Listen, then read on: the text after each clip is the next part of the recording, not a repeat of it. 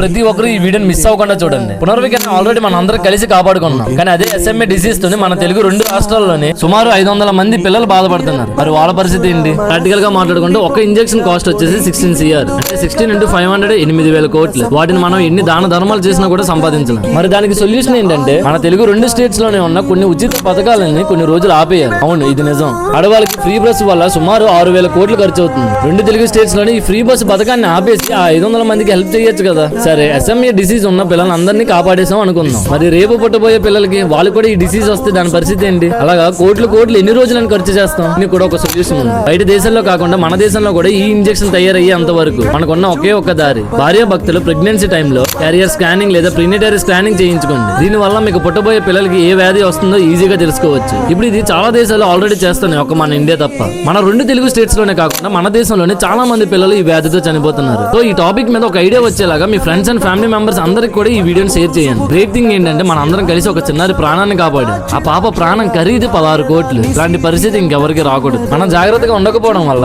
ఈ లోకల్నే చూడని పసిపిల్లలు బలి అవుతున్నారు. సో ఈ వీడియోని ప్రతి ఒక్కరికి షేర్ చేయండి. ఒక చిన్న మార్పుని తీసుకొద్దాం.